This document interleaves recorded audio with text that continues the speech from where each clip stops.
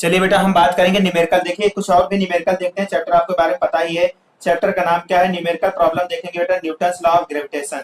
कौन सा चैप्टर है बेटा? चैप्टर नंबर कितना था? ये 6 था। क्या था बेटा? ये चैप्टर नंबर कितना था बेटा? सॉरी 10 था। चैप्टर नंबर 10 था, ध्यान दीजिए। चैप्टर नंबर 10 है gravitation law of universal law of gravitation पे कुछ न्यूमेरिकल देखते हैं बेटा। तो देखिए ये फार्मूला हमने आप लोगों को ऑलरेडी ड्राइव कर रखा है। कौन सा फार्मूला? क्योंकि वीडियो रिकॉर्ड हो रही है बेटा, तो प्रॉपर्ली एक स्टेप बाय स्टेप देखिए क्या है। F is equal to F क्या था? ग्रेविटेशन फोर्स था बेटा। G into capital M small M divide by D square. D यहाँ पे हम आर नहीं डी ले लेते हैं, तो आपके बीच में अट्रैक्शन फोर्स यानी क्या है? Gravitation force. बात करेंगे क्या बेटा? ग्रेविटेशन फोर्स जो होगा बेटा, ग्रेविटेशन फोर्स या फिजिकल क्या होता है? Capital G into capital M into small M by D का स्क्वायर होता है। न्यूटन्स लॉ ऑफ ग्रेविटेशन कहते हैं इसी पे। चलिए फर्स्ट क्वेश्चन आप लोग पढ़िए और सॉल्व कीजिए। फर्स्ट क्वेश्चन सॉल्व कीजिए बेटा। फर्स्ट क्वेश्चन सॉल्व कीजिए, बताइए क्या फाइंड करना है, क्या दिया है, क्या निकालना है आप लोगों को। दिखाई पड़ रहा है क्वेश्चन सभी को प्रॉपर? ओके ठीक है बेटा, तो बताइए सॉल्व करके। बताइए बेटा, ध्यान से देखिए क्या कह रहा है। Calculate the gravitation force of attraction between the to metal sphere. बेटा मेटल स्फीयर, एक स्फीयर यहाँ पे है, दूसरा स्फीयर यहाँ पे है। दो मेटल स्फीयर हैं, इनके बीच में आपको अट्रैक्शन फोर्स फाइंड करना है, यानी अट्रैक्शन फोर्स या फाइंड करना है। अब बात कर रहा है बेटा ईच ऑफ मासेस। इसका भी मास बेटा कितना है? 90 केजी का है, और ये भी कितने का है? 90 केजी का है। क्लियर है सभी को? ठीक है, यानी मास ऑफ फर्स्ट बॉडी भी 90 केजी है, सेकंड बॉडी भी 90 केजी है। और क्या है? If the distance between the centre, बेटा ध्यान दीजिए यहाँ पे डिस्टेंस कितना दिया है? डी इज इक्वल टू दोनों सेंटर के बीच में 40 सेंटीमीटर में है। मैंने बताया था सभी को स्टैंडर्ड यूनिट में लिखेंगे। किस में कन्वर्ट करेंगे बेटा इसको? मीटर में। ठीक है, हाँ मीटर में कन्वर्ट करेंगे। कितना हो जाएगा बेटा? 40 सेंटीमीटर इज इक्वल टू कितना मीटर हो जाएगा? 0.40। क्लियर है सभी को? मीटर। ठीक है, क्योंकि 1 सेंटीमीटर में कितना होता है? 1 सेंटीमीटर में, सॉरी 1 मीटर में अगर बात करें, 1 मीटर में कितना सेंटीमीटर होता है बेटा? तो 100 सेंटीमीटर होता है। क्लियर? क्लियर है सभी को? तब आपको सारी वैल्यू दी हुई है, डी को आप ये कन्वर्ट कर देंगे। उसके बाद क्या कह रहा है बेटा कि जी की वैल्यू आपको दी है 6.67 इंटू 10 की power minus 11 newton metre square पर केजी। ये इसकी यूनिट है। यूनिट याद होनी चाहिए सभी को। will the force will the force of attraction be different if the same body are taken on the moon?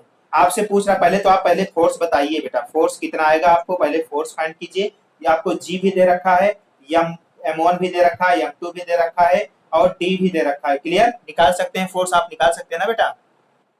Clear? Force निकाल लीजिए। उसके बाद सेकंड, ये सेकंड पार्ट बन रहा है, ये सेकंड क्वेश्चन का पार्ट सेकंड है। will the force attraction be different if the some bodies are taken on the moon, the separations remaining the same? बेटा बताइए क्या फोर्स भी सेम रहेगा अगर एक ऑब्जेक्ट यहीं पे रहने दें अर्थ पे, दूसरा ऑब्जेक्ट को मून पे भेज दें, तो क्या सेपरेशन सॉरी अट्रैक्शन फोर्स वही रहेगा या डिफरेंट हो जाएगा? क्लियर? ठीक है, ये सेकंड पार्ट है। पहले आप फर्स्ट पार्ट में एफ की वैल्यू बताइए कितनी आएगी। G into M1 M2 divide by D square करके बताइए, फार्मूले को सॉल्व करके बताइए कि आपको एफ की वैल्यू कितनी आ रही है। बताइए बेटा, आपको सारा दिया है, M1 भी दिया है, M2 भी दिया है, डी भी दिया है, जी भी दिया है। क्लियर? बताइए सॉल्व कीजिए। बताइए पहले फोर्स की वैल्यू, एफ की वैल्यू कितनी आ रही है? फोर्स की वैल्यू कितनी आ रही है? तो बेटा आपको एफ की वैल्यू बताना है। बताइए, सॉल्व कीजिए, वैल्यू पुट कीजिए। क्या करेंगे? ध्यान दीजिए, आपको रखना है पहला मास कितना दिया है आपको। मास मान लीजिए हम सॉल्व करते हैं यहीं पे। एफ इज इक्वल क्या हो जाएगा बेटा? एफ इज इक्वल टू हो जाएगा मास M1 कितना है? 90 केजी इंटू दूसरा भी 90 केजी है, और तीसरे जी की वैल्यू कितनी है? 6.67 इंटू 10 की पावर माइनस 11। क्लियर है बेटा सभी को? डिवाइड बाई किससे करना है? डी की वैल्यू कितनी है? 40, यानी आप चाहे 0.4 लिख सकते हैं या 40 इंटू 10 की पावर माइनस 2 लिख सकते हैं। क्लियर? क्योंकि जब आप 40 को बेटा 10 से डिवाइड 100 से डिवाइड करेंगे तभी तो आप मीटर में कन्वर्ट करेंगे। इसको आप चाहे ऐसे लिखिए 40 इंटू ये 100 ऊपर चले जाएगा एक्सपोनेंट के फॉर्म में, -2 हो जाएगा। क्लियर? ठीक है, क्योंकि देखिए ये 100 को आप क्या लिख सकते हैं, 100 को लिख सकते हैं 10⁻²। ये नीचे था, ऊपर गया तो -2 हो गया। क्लियर है सभी को? ठीक है बेटा, तो बस आप इसको सॉल्व कीजिए, इसका होल स्क्वायर है, इसको सॉल्व करके बताइए एफ की वैल्यू कितनी आ रही है। सॉल्व कर सकते हैं आप लोग? ठीक है बेटा, तो ध्यान दीजिए, तो by the Newton's law of gravitation आप अप्लाई करेंगे, आपको पता है, तो एफ की वैल्यू कितनी आ जाएगी, अट्रैक्शन फोर्स कितना आ रहा है, आंसर आंसर इतना बेटा कितना आ रहा है आपका 33.377 इंटू 10⁻⁻6, इतना आपको एफ की वैल्यू आ जाएगी, 3.377 इंटू 10⁻⁻6 न्यूटन होगा, क्योंकि यूनिट क्या होनी चाहिए हमेशा। ठीक है, कल करके देखिए क्या इतना आंसर मैच हो रहा है आप सभी का। क्लियर? तो बताना है आपको, फोर्स इतना आएगा। उसके बाद सेकंड स्टेप में पूछा था बेटा आपसे कि अगर एक ऑब्जेक्ट को बेटा मून पे भेज दिया जाए, एक ऑब्जेक्ट को मून पे भेज दिया जाए तो क्या आप डिस्टेंस बता सकते हैं, क्या सेपरेशन फोर्स में क्या चेंजेस होगा। इफ देखिए, इफ द, ध्यान दीजिए बेटा, यहाँ पे स्टेटमेंट लिखा भी हुआ है properly, if the some body are taken on the moon there the separations remaining the same, the force of attraction between the two body will be remain same. बेटा जो फोर्स होगा ये बिल्कुल सेम रहेगा, आप चाहे एक बॉडी को मून पे ले जाइए लेकिन सेपरेशन दोनों सेम था। ध्यान दीजिए, इफ द क्या बेटा, same body are is taken on the moon, अगर आप दोनों ऑब्जेक्ट को देखिए, ये दोनों ऑब्जेक्ट यहाँ पहले अर्थ पे थे, इसका मास 90 केजी था, इसका मास 90 केजी था, दोनों कितने डिस्टेंस पे सेपरेट थे, d डिस्टेंस पे सेपरेट थे, तब आपका सेपरेशन फोर्स कितना आया बेटा, 3.33 इंटू 10⁻⁻6 न्यूटन आ रहा है। क्लियर है सभी को? ठीक है, अगर वही ये दोनों ऑब्जेक्ट आप उठा के इन दोनों को हाथ से पकड़िए, लेकर चले जाइए चांद पे। ठीक है, अब आप कहाँ पहुंच गए हैं, अब मून पे पहुंच गए हैं, इन दोनों ऑब्जेक्ट को मून पे रख दिए हैं, डिस्टेंस वही है, मास जो आप जानते हैं मून पे जाने के बाद मास चेंज हो जाते हैं ऑब्जेक्ट के, तो बताइए क्या सेपरेशन फोर्स पूछा था, क्या फोर्स वही रहेगा? तो जी हाँ, ध्यान दीजिए क्या हो जाएगा बेटा, the force of attraction between two body will B remains same, तो फोर्स अट्रैक्शन जो होगा दोनों बॉडी के बीच बेटा सेम रहेगा, because the force of attraction between two body is unaffected the presence of third body and medium between them of the body. Screen नहीं दिख रही बेटा आप सभी को? ध्यान दीजिएगा, फोर्स ऑफ सेपरेशन बेटा जो होता है ये किस पे डिपेंड करता है, हमने बताया था आपको, मास m1 और m2 पे डिपेंड करता है, और किस पे डायरेक्टली डिपेंड करता है, इनवर्सली प्रोपोर्शनल d स्क्वायर पे डिपेंड करता है।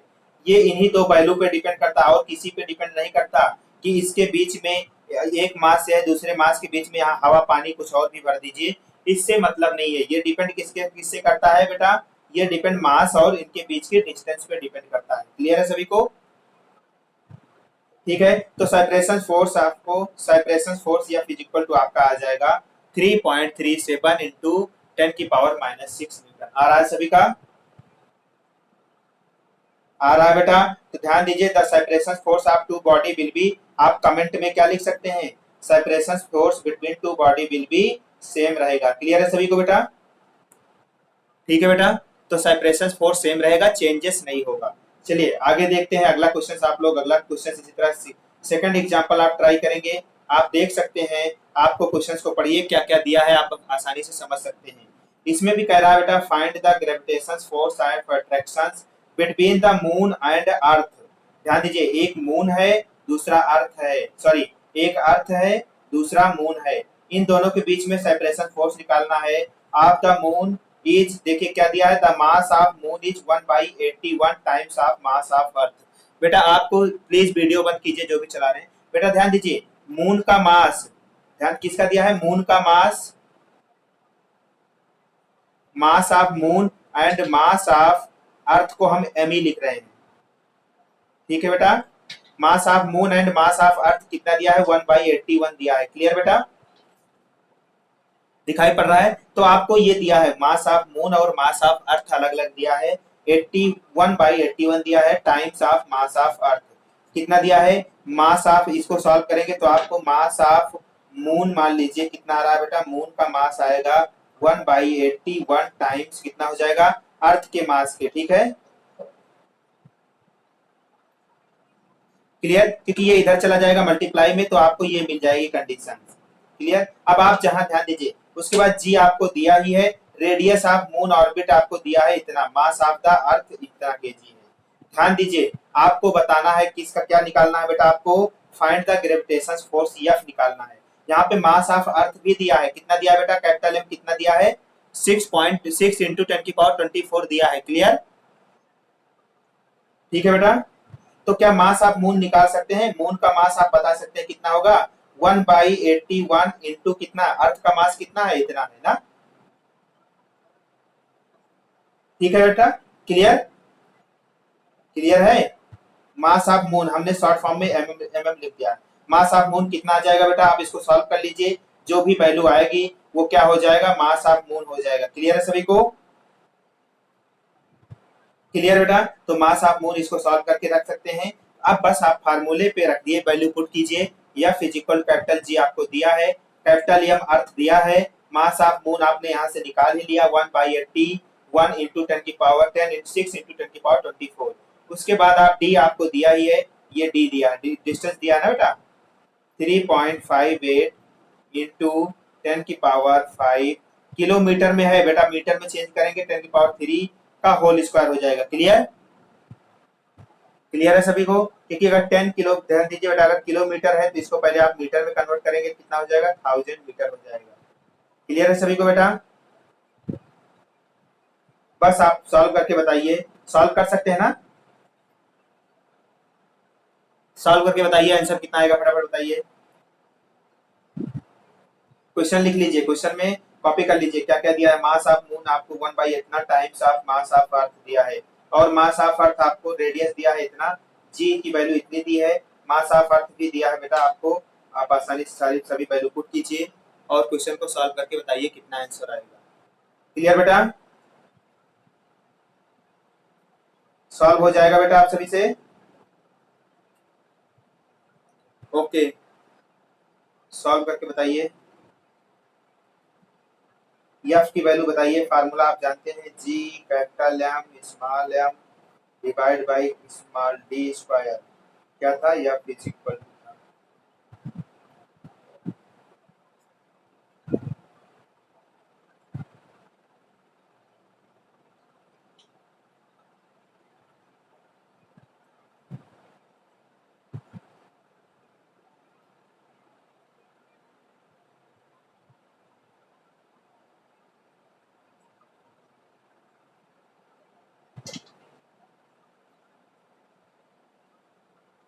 क्लियर हो गया बेटा सभी को, ठीक है। तो आप देख सकते हैं एफ की वैल्यू कितनी आ रही है बेटा, आपको सॉल्व करने के बाद एफ की वैल्यू कितनी मिलेगी आपको, जब आप सॉल्व करेंगे तो 2.213 into 10⁻20 Newton.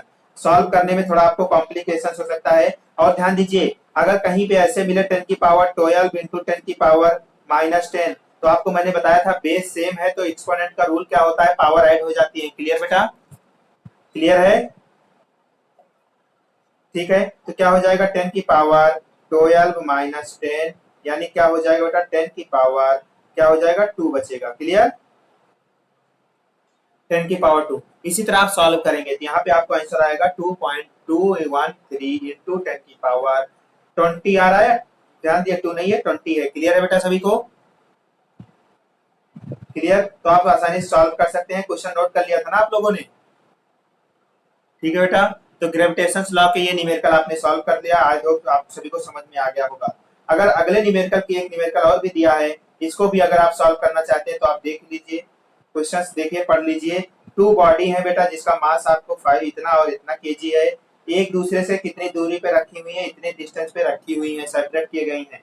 Calculate the gravitation force, आपको एफ की वैल्यू निकालनी है, एफ की वैल्यू निकालनी है between them two of masses, जो इन दोनों मास के बीच में लग रहा है। Find the initial accelerations of two masses assuming no other force act on them। बेटा आपको एक्सीलरेशंस निकालना है इनिशियल, जबकि फोर्स कोई भी नहीं लग रहा होगा। तो आप जानते हैं या फिजिकल क्या होता है, हमें होता है वो बाद में देखेंगे, लेकिन पहले आप एफ निकालिए। क्लियर, क्लियर है बेटा। एफ कैसे निकालेंगे, जी की वैल्यू आपका नहीं दी है तो आप क्या रखेंगे, 6.67 इंटू 10⁻11। क्लियर, आप जी की वैल्यू रख लीजिए। M1 आपको दिया है इतना और M2 भी दिया है और आपको D भी दिया है। बस रखिए और बताइए जी F की वैल्यू कितनी आ जाएगी। आसानी से आप सॉल्व कर सकते हैं, दिखाई पड़ रहा होगा। कॉपी कर लिया क्वेश्चन आप लोगों ने बेटा? ठीक है, क्वेश्चन कॉपी कर लिया है तो बस आगे सॉल्व कर लीजिए। और आंसर भी आप मैच करना चाहते हैं तो आंसर आपको कितना मिल जाएगा बेटा? आंसर आएगा, अगर मैच करना है तो आपको कितना आएगा? The force of attraction 48.85 metre. Clear बेटा सभी को? ठीक है, आप क्वेश्चन आप एक बार दोबारा देख सकते हैं। क्वेश्चन ये है आपका, टू बॉडी है बेटा जिसके मास M1 M2 आपको आसानी से दिए हुए हैं और डिस्टेंस भी दी हुई है, और बस आपको जी की वैल्यू नहीं दी है तो आप जी की वैल्यू जानते ही, याद होनी चाहिए आप सभी को। ओके, चलिए नेक्स्ट क्वेश्चन पे चले बेटा। तो नेक्स्ट क्वेश्चन भी आप आसानी से लगा सकते हैं, यानी आज हम इस पे सारे क्वेश्चन सॉल्व भी कर लेते हैं। चलिए फोर्थ क्वेश्चन आप आसानी से सॉल्व कर सकते हैं बेटा। फोर्थ क्वेश्चन सॉल्व कर सकते हैं आप लोग। चलिए फोर्थ क्वेश्चन सॉल्व करके बताइए कैसे लगेगा, सॉल्व कीजिए। आप देख सकते हैं यहाँ पे भी आप क्वेश्चन पढ़ना चाहते हैं, क्वेश्चन पढ़ लीजिए क्या क्या वैल्यू दी हुई है। आपको सभी वैल्यू दी हुई है। एक क्या है, स्फीयर है, ध्यान दीजिए। ए स्फीयर ऑफ मास इतना केजी अट्रैक्ट है by another sphere of mass इतना है। एक का मास ये है, दूसरे का मास आपको इतना दिया है। फोर्स भी दिया है बेटा, यहाँ पे ध्यान दीजिए, यहाँ पे तो फोर्स भी दे रखा है। When the distance between their centre, कितनी डिस्टेंस है? 0.2। फाइंड द जी, आपको यहाँ पे जी की वैल्यू निकालनी है। क्लियर? ठीक है बेटा, यहाँ पे आपको जी की वैल्यू, तो आपको फार्मूला बताया ही था, या फिजिकल क्या होता है, capital G small M by capital M1 M2 मान सकते हैं, स्मॉल एम कैपिटल मान सकते हैं, बाई डी स्क्वायर। अब आपको क्या निकालना है? जी की वैल्यू निकालनी है, तो डी को इधर भेज दीजिए, M1 M2 को डिवाइड में भेज देंगे, तो फार्मूला क्या हो जाएगा? जी इज इक्वल टू हो जाएगा बेटा F into D square divide by M1 M2। Clear बेटा? बस इसी फार्मूले पुट कीजिए, जी की वैल्यू निकाल के बताइए कि आपको कितनी मिलेगी।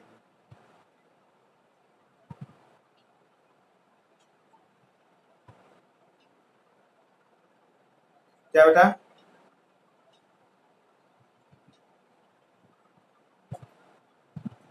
ओके बेटा, सॉल्व करके बताइए कि आपको जी की वैल्यू कितनी मिलेगी।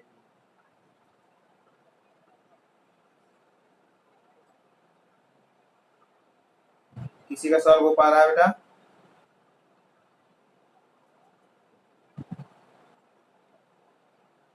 तो जी बताइए, फार्मूला आपके सामने है, G is equal to F into D square by M1 M2। Clear?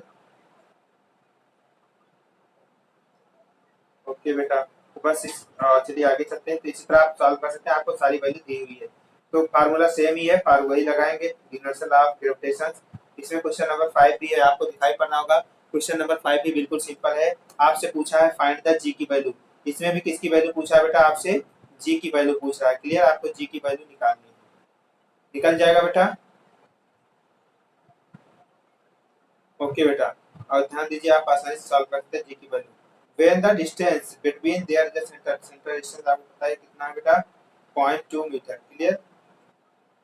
और ध्यान दीजिएगा, इस टाइप के क्वेश्चंस को बस लगाने के लिए सिंपल है, फंडामेंटल बेसिक, बिल्कुल जैसा जो बताया फार्मूला हमने, वो फार्मूले आप सभी को याद होने चाहिए, आप हर एक क्वेश्चंस को सॉल्व कर सकते हैं। क्लियर है सभी को? ओके बेटा, सो आज के क्लास में यहाँ तक था। होमवर्क आपको कुछ और भी हम क्वेश्चंस भेज रहे हैं, ध्यान दीजिए। अब इस पे तो कोई डाउट रह नहीं गया कि gravitation law, universal law of gravitation पे कोई क्वेश्चंस प्रॉब्लम हो सकती है जो आपको ना आए। ठीक है बेटा? क्लियर?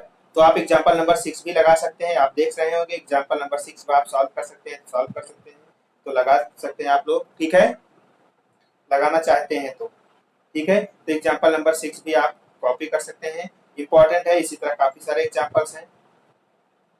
ठीक है बेटा, तो अब हम कल के लिए देखिए, आज तो काफी सारा टाइम हो गया, कल हम बात करेंगे अगले वाले टॉपिक पे, जो बात करेंगे मासेस के बीच पे। लेकिन यहाँ पे आप यूनिवर्सल लॉ ऑफ ग्रेविटेशन आपका पूरा पूरा कंप्लीट हो चुका है।